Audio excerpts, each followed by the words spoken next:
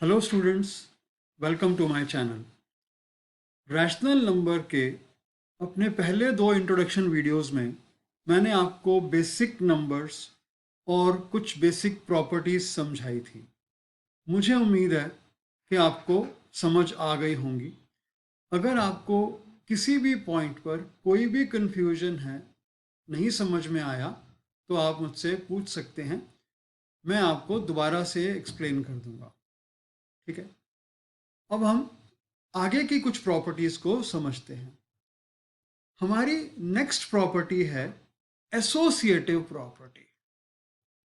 Associative property में हम फिर से इस प्रॉपर्टी को एडिशन, सब्ट्रैक्शन, मल्टीप्लिकेशन और डिवीजन में चेक करेंगे। लेकिन यहाँ पर हमारे पास दो के बजाय तीन नंबर्स होंगे। ठीक है, हमारे पास यहाँ पर सबसे पहले 3, 4 और 5 नंबर्स हैं, और दूसरी साइड पर भी हमारे पास सेम नंबर्स हैं 3, 4 और 5। हम इनको ग्रुपिंग करेंगे। पहले ग्रुपिंग करने के लिए हमारे पास दो अलग अलग तरीके से ग्रुप करेंगे। पहले हम पहले दो नंबर्स को ग्रुप करेंगे और दूसरी साइड पर हम बाद के दो नंबर्स को ग्रुप करेंगे। यहां पर सबसे पहले हम इसको एडिशन में चेक कर रहे हैं। सॉल्व करने के लिए सबसे पहले हम ब्रैकेट को सॉल्व करते हैं। तो यहां पर जब हमने ब्रैकेट को सॉल्व किया तो 3 + 4 हो गया 7 प्लस 5 एज इट इज। दूसरी साइड पर भी 3 प्लस, पहले हमने ब्रैकेट को सॉल्व किया तो 4 + 5 9। इस साइड पर 7 + 5 12। दूसरी साइड पर भी 3 + 9 12। हमने देखा कि एसोसिएटिव प्रॉपर्टी एडिशन में एप्लीकेबल होती है।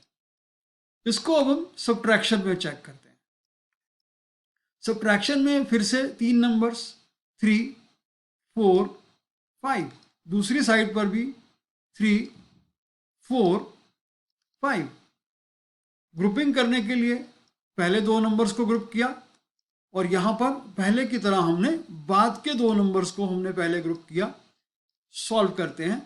3 - 4 -1, बाहर -1 एज इट इज। दूसरी साइड में 3 माइनस, अब ब्रैकेट में 4 - 5 है तो मीनिंग यहां पर हो गया -1। यहां पर -1 और -5 दोनों नंबर अगर नेगेटिव हैं तो दोनों नंबर्स ऐड हो जाएंगे और साइन नेगेटिव ही रहेगा।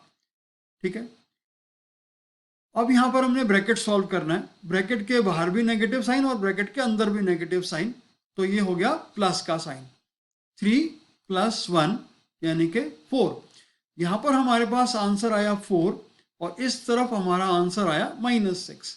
सब्ट्रैक्शन में सेम नंबर्स होने के बावजूद रिजल्ट डिफरेंट है, तो सब्ट्रैक्शन में ये प्रॉपर्टी एप्लीकेबल नहीं है।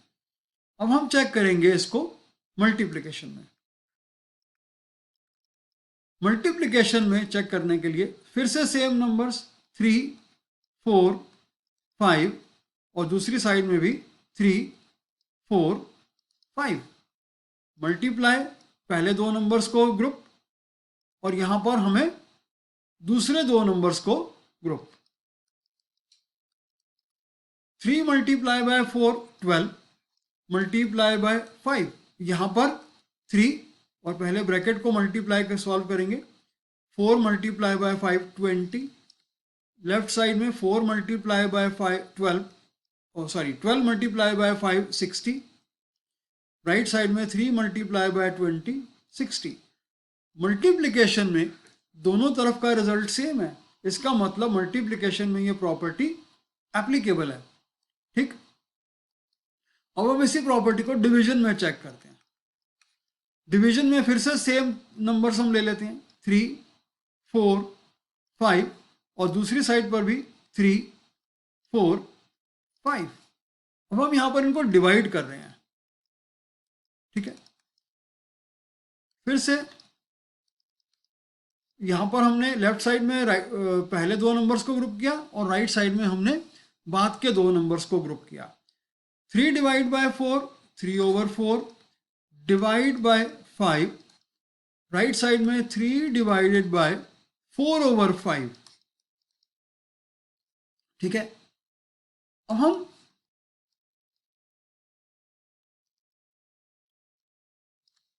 3/4 डिवाइड बाय 5, डिवाइड के बजाय मल्टीप्लाई का साइन, और जैसे ही हमने डिवाइड का बजाय मल्टीप्लाई का साइन लगाया, यहाँ पर बाद वाला नंबर रेसिप्रोकल हो जाता है, 5 के बदले हो जाएगा 1/5। सेम यहाँ पर 3 डिवाइड के साइन के बदले मल्टीप्लाई का साइन, और बाद का नंबर रेसिप्रोकल 4/5 के बदले 5/4। इधर 3/4 मल्टीप्लाई 1/5, 3 मल्टीप्लाई बाय 1, न्यूमरेटर को मल्टीप्लाई करेंगे न्यूमरेटर से 3, डिनोमिनेटर को मल्टीप्लाई डिनोमिनेटर से 4 मल्टीप्लाई बाय 5 20। इस साइड में numerator multiply by numerator 3 multiply by 5 15। Denominator में यहाँ पर कोई नंबर नहीं है, जब डिनोमिनेटर में कोई नंबर नहीं होता तो इसका मतलब 1, ठीक है। तो 1 मल्टीप्लाई बाय 4 का मतलब 4। यहां पर हमने देखा कि डिवीजन में नंबर सेम होने के बावजूद भी रिजल्ट डिफरेंट है, तो डिवीजन में भी एसोसिएटिव प्रॉपर्टी एप्लीकेबल नहीं है, ठीक। अब हमारे पास है next property, distributive property. Distributive property को समझने के लिए भी हमें थोड़ा सा अलग तरीके से है ये।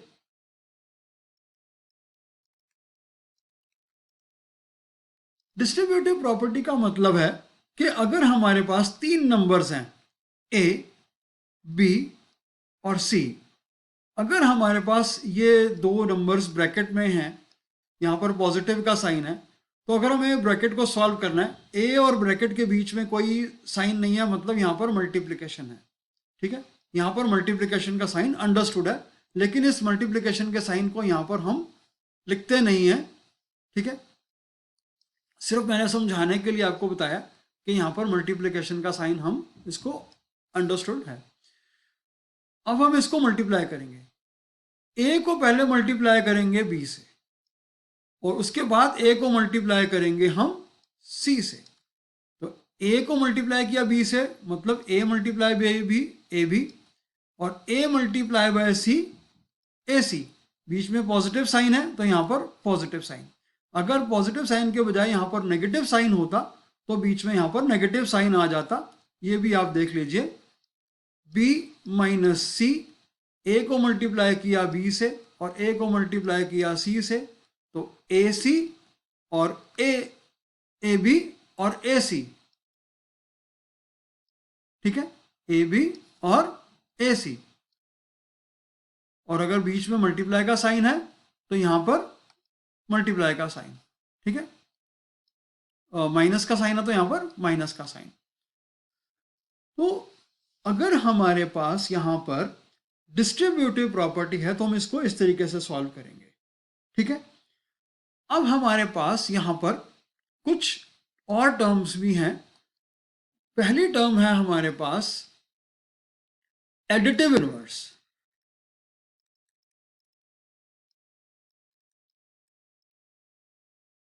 एडिटिव इनवर्स का मीनिंग है, अगर हमारे पास यहाँ पर कोई पॉजिटिव नंबर है तो वो नेगेटिव हो जाएगा, और नेगेटिव नंबर है तो वो पॉजिटिव हो जाएगा।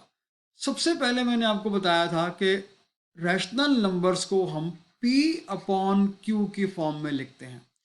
अगर हमारे पास एक रैशनल नंबर है P/Q, तो उसका एडिटिव इनवर्स हो जाएगा हमारे पास -P/Q। और अगर हमारे पास एक रैशनल नंबर है -P/Q, तो उसका एडिटिव इनवर्स हो जाएगा P/Q, राइट। अगर हमारे पास एक नंबर है 3/4, तो उसका एडिटिव इनवर्स है -3/4।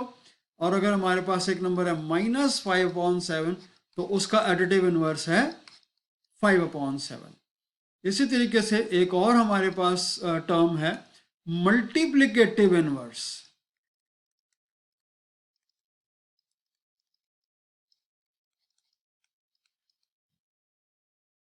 मल्टीप्लिकेटिव इनवर्स का मीनिंग है, अगर हमारे पास एक नंबर है P/Q, तो उसका मल्टीप्लिकेटिव इनवर्स है Q अपॉन P। और अगर हमारे पास एक नंबर है 3/4 तो उसका मल्टीप्लिकेटिव इनवर्स है 4/3। तो मल्टीप्लिकेटिव इनवर्स का मीनिंग होता है कि एक नंबर जो आपके पास है उसका रेसिप्रोकल, उल्टा। ठीक है, ये हमारे रैशनल नंबर्स की कुछ बेसिक नंबर्स, बेसिक प्रॉपर्टीज और कुछ इंपॉर्टेंट टर्म्स थी। इसी के साथ रैशनल नंबर्स के इंट्रोडक्शन के तीनों वीडियोस कंप्लीट हो गए। 3 पार्ट्स में ये वीडियो मैंने बनाया था। तो ये हमारा रैशनल नंबर का इंट्रोडक्शन कंप्लीट हो गया। इंट्रोडक्शन के बाद हम नेक्स्ट वीडियो में इसकी एक्सरसाइजेस स्टार्ट करेंगे। इंट्रोडक्शन में अगर आपको कोई भी प्रॉब्लम है, कोई भी पॉइंट पर आपको समझ में नहीं आता, मैं दोबारा से एक्सप्लेन कर दूंगा, प्लीज़ पूछिए। और तब तक के लिए हम नेक्स्ट वीडियो का इंतज़ार करेंगे और बहुत जल्दी नेक्स्ट वीडियो के साथ हम एक्सरसाइजेस शुरू करेंगे इस चैप्टर की। Thank you so much, take care, bye.